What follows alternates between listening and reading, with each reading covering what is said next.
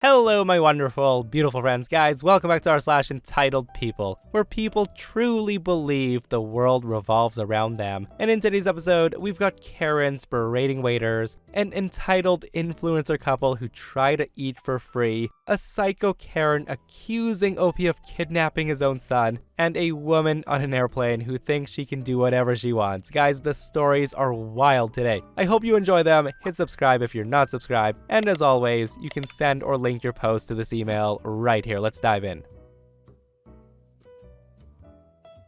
Okay, so my eldest sister is a flight attendant and she has a lot of entitled stories. This one is my personal favorite that my sister tells at every holiday dinner. My sister was working a flight from London Airport to Geneva. It was a midday flight and it would get to its destination before nightfall, so it was a simple routine flight to a typical British holiday location. Everyone had sat down and my sister was stood in the middle of the plane, doing the safety features. While they had their backs turned to grab the yellow vest from the overhead bins to demonstrate, a sneaky kid must have left his seat at the back of the plane to sit in the flight attendant seats. At this moment in time, the plane's not moving because there's a slight delay, so the plane had to wait. My sister just finished the safety features and she's checking if everyone has their seatbelts on, when her colleague calls her to the back of the plane. A woman's laying in her chair on one of the back rows, her seat's reclined, and the chair next to her is empty. My sister's colleague, the other flight attendant, is gently tapping the woman to get her to put her seat in the upright position for takeoff, and my sister's confused about the empty seat, considering it was a full flight. The woman jolts up, obviously fake, and she pulls off her eye mask, doing one of those dramatic yawns, which my sister acts perfectly. The flight attendant says, "I'm sorry, miss, but in order for the plane to take off, your seat needs to be upright." The woman looks annoyed, and she nods and sorts out her seat. And you'd think that's it, right? No. The flight attendant goes to the back of the plane and she jumps back in fright. My sister goes after her, wondering what the issue is. So lying across those two flight attendant seats right at the back of the plane is a boy, looking up, playing on his tablet. Flight attendant tries to get her breath back, and my sister says, "Sorry, little dude, you can't just lay there. You gotta go back to your seat so we can get going." The kid says, "Mommy told me to lie down here." Of course, my sister tells him, "Sorry, little man, but no can do. Can you go to your mom?" The kid then screams, "Mom!" and Karen comes over and says, "What seems to be the issue?" My sister tells her, "These seats are for flight attendants and your son's taking them up. Take him back to his seat." Karen tells her, "There's no problem with my child wanting to sleep. It's an inconvenience for me when my child leans on me to sleep, so I told him he could sleep back here." My sister says, "He can't sleep back here, so get back to your seats or you'll be escorted off the plane." Karen then gets difficult and says, "No, you should go out of your way to make the passenger comfortable, so my son will not be moving anywhere." Now I do want to note that she's swaying side to side, even though the plane's not moving. She looks drunk. So my sister asked, "Ma'am, are you drunk?" Karen says, "How dare you accuse me of such a thing? This is outrageous and I will be complaining to your boss." Now she's slurring and my sister can barely understand. She takes a few steps towards my sister, glaring, and raises her hand ready to hit her. This is when the other flight attendant steps in. She grabs both of Karen's hands and they end up locking her in zip ties, while my sister calls the captain at the front to tell them what happened and that they're gonna need to offload 2 passengers. While waiting for police to arrive, Karen screams bloody murder while her son refuses to get off the seats. Eventually, a police officer bribes him with a Snickers bar, and he walks off the plane behind his mom. At this point, the flight's been delayed for a little less than an hour. The pilots are pissed, and most of the passengers are loud and angry. My sister said it was her favorite flight to work. She was being sarcastic. Honestly, I have no clue how people can be so delusional, guys. Like, I will never understand how people act like this on airplanes and expect not to be hauled off. Like, did that Karen seriously think that after some back and forth, the flight attendant was gonna be like, "Ma'am, you're right. Your child can continue to lay in the seats and your drunk self can sleep the whole way to our destination." And one more thing, it always upsets me when I see people acting like this when little ones are around. Like, clearly her kid has eyes and he's watching all of this happen. Like, mommy should not be in zip ties getting hauled off a plane by police. Oh, one more thing, guys. The amount of people getting upset that the cops bribed the boy with a Snickers bar. Let me know if you agree or disagree. People are saying that the cops should have hauled that boy off too because instead he was rewarded with a candy bar. What are your thoughts?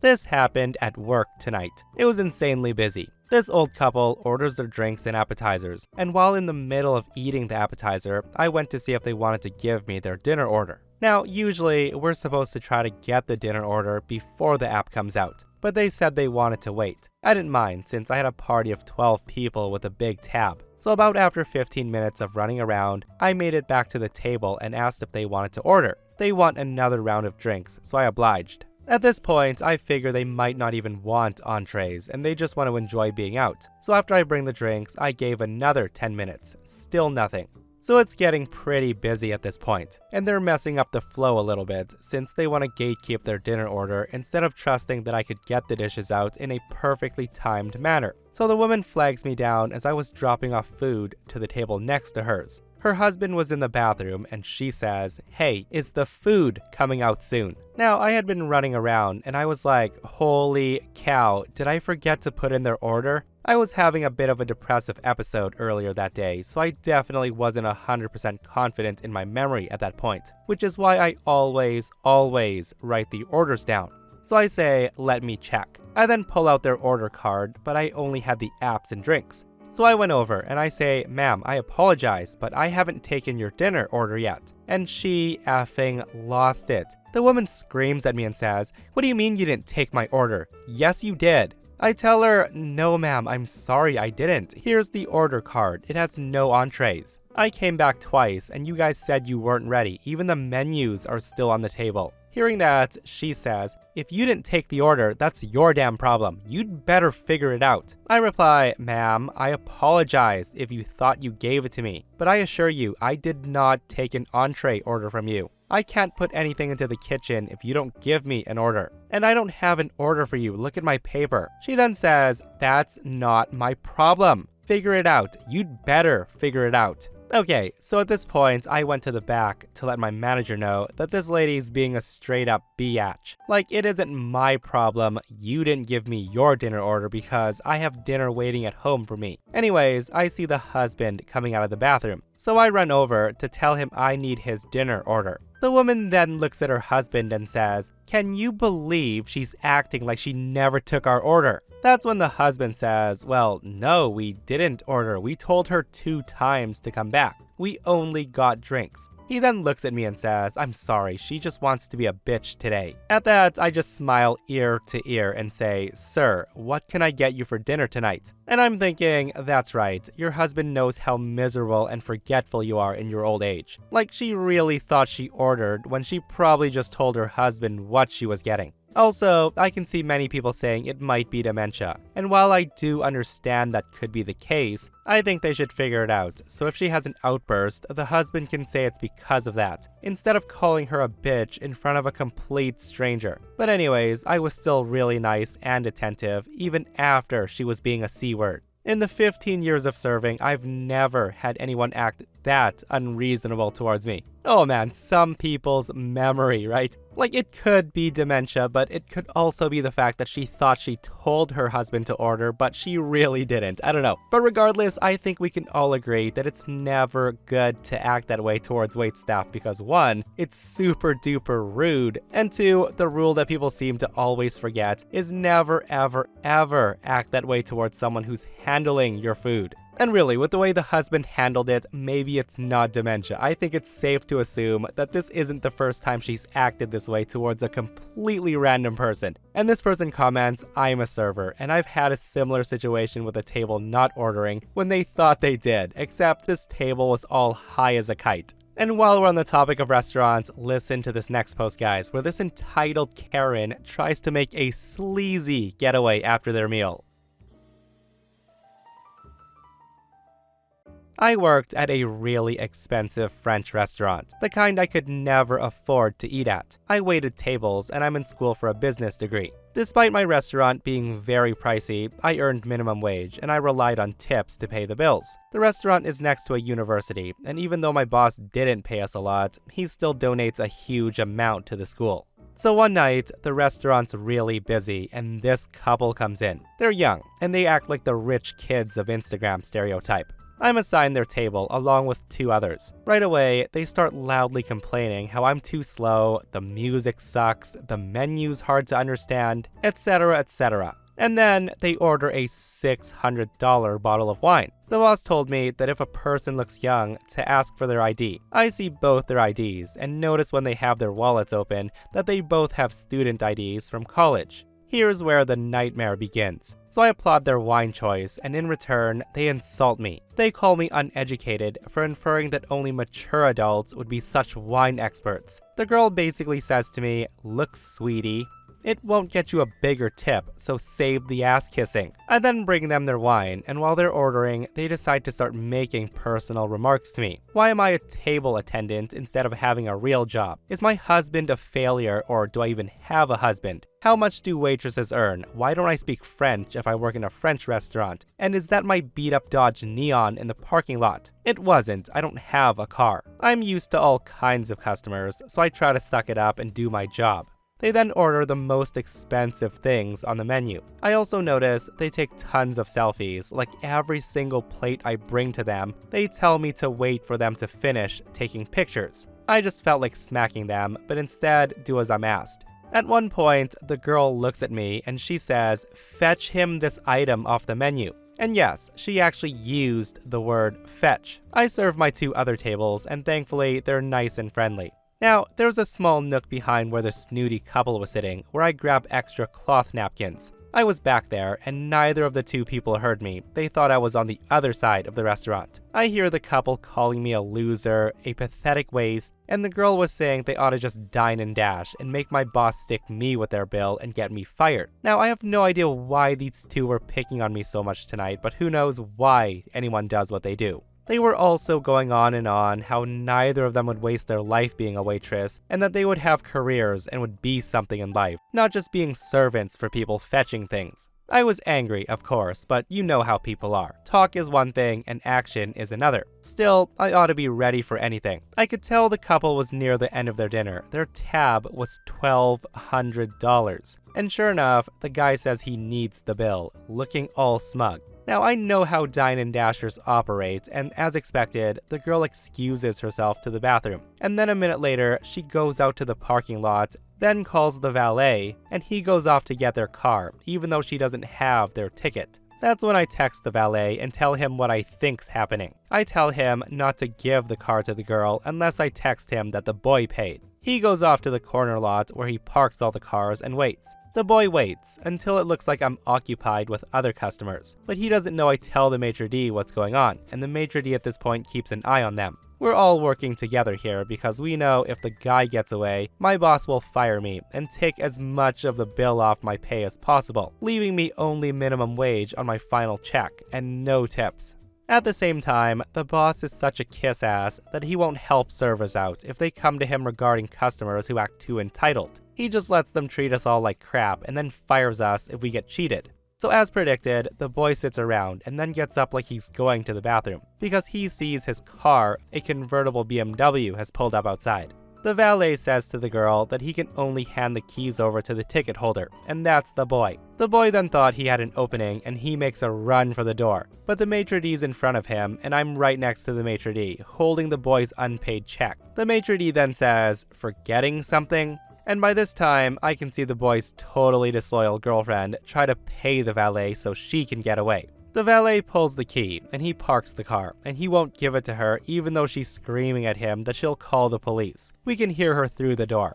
The maitre d' then says, "That's a good idea." He then calls the police. At this point, the boy tries to bluff, like he's gonna get us all in trouble or get tough. Finally, the manager comes out, and as expected, he takes the boy's side at first. But by this time, several other customers noticed what was going on and said the boy was a total a-hole and tried to dine and dash. They were forcing the manager to do something about it. They stood up for me, and they said I put up with the two jerks' abuse and I shouldn't be punished by their unpaid bill. The police do come, and the manager fills out a police report, and the boy was telling the policeman that his dad could pay, and we were making a big deal out of nothing. Then my boss noticed the boy attended the school he donates a lot of money to. He got pissed off, and he told the school what thieves the guy and his girlfriend were. We later learned that they got expelled, and they both now have a police record because they tried to steal and commit fraud for more than $1,000, which I guess is a big deal legally. But regardless though, whatever your job is, as long as you're earning an honest living, no one can shame you. There's nothing wrong with being a server, and those two kids were entitled a-holes for thinking like that.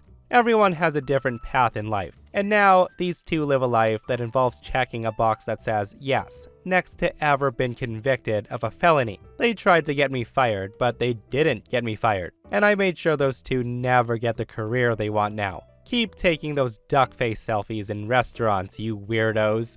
Yeah, that couple was lacking brain cells for sure, guys. But you know what they say, criminals aren't very smart to begin with. Like planning to dine and dash while the restaurant has your car keys.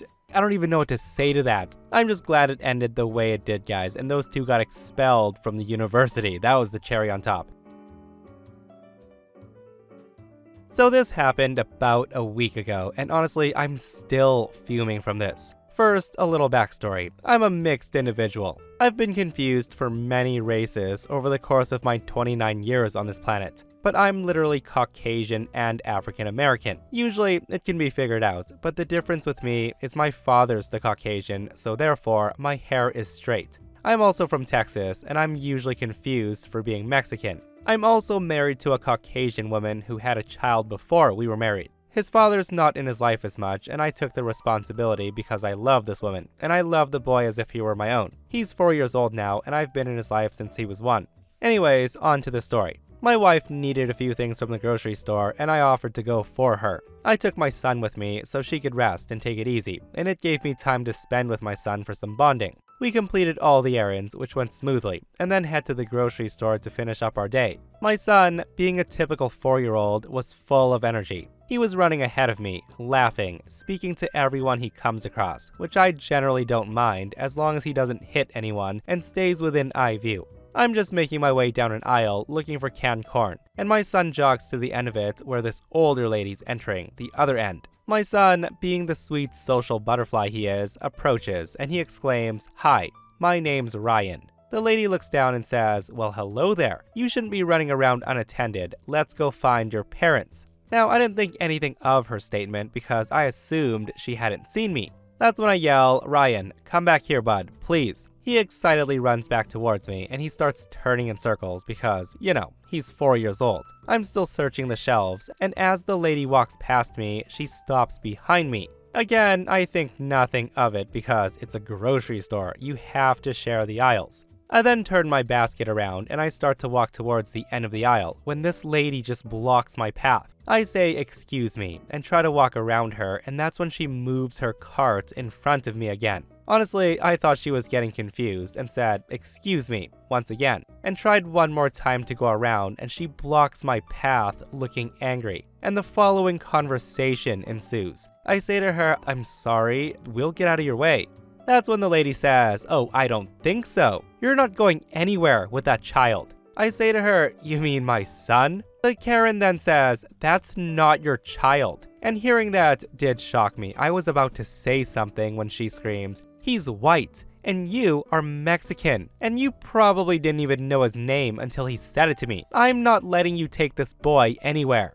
I say to her, "Lady, I don't know what you're trying to do, but this is my son, and we've gotta go." She then says to me, "I said I'm not letting you take him anywhere. I'm calling the manager and the cops." This whole time, my son's standing close to me holding my leg because he was honestly getting scared. I say to her, "As you can see, he's standing close to me because he trusts me. He's my son, and you're scaring him, so how about you?" She then interrupts me and says, "No, he's scared because of you. He doesn't know how to express it yet." She then looks at my son and says, "Come on now, sweetie. I'm not here to hurt you. I'm gonna rescue you. Come with me."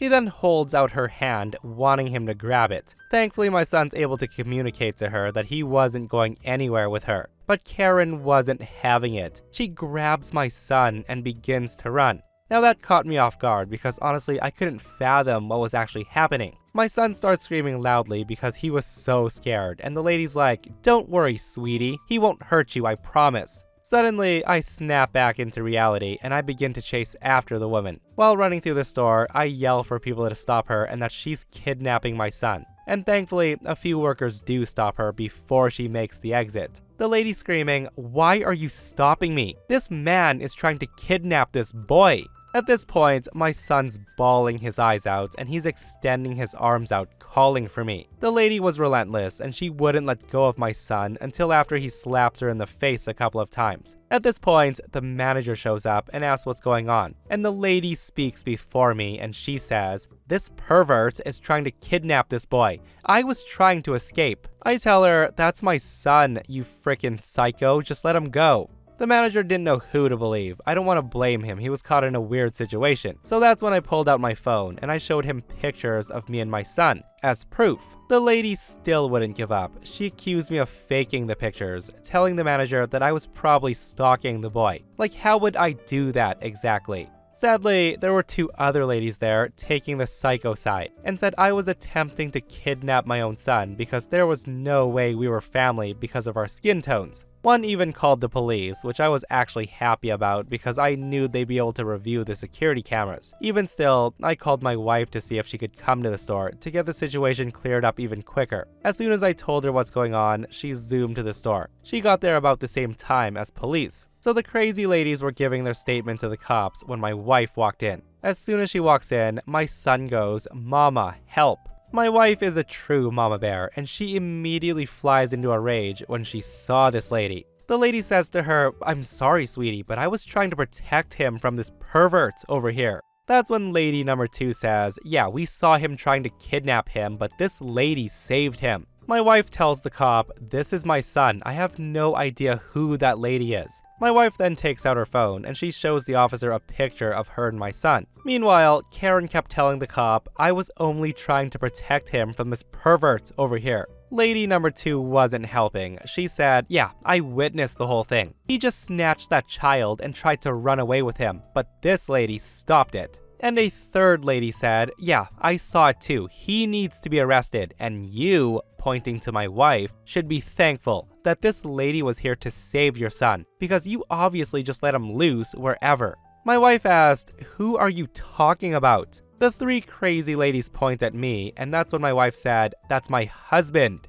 Karen was shocked, and she says, "Husband?" My wife says, "Yeah, who do you think called me and got me here so fast?" I then present my ID to the officer and the manager, and my wife did the same. We also showed pictures of us on our phones to prove we really were a family. The cop nods in approval and hands us our phones back and jots down a few notes. But the 3 ladies, for some reason, still kept trying to say that this was fake and my wife was in on the kidnapping, and said we'd need more proof or be arrested. My wife just lost it at this point, and she let off some colorful words that I won't repeat, but she definitely got her point across. And then the nail in the coffin came for the psycho trio. The officer turns to the manager and asked, "Sir, do the cameras work here?"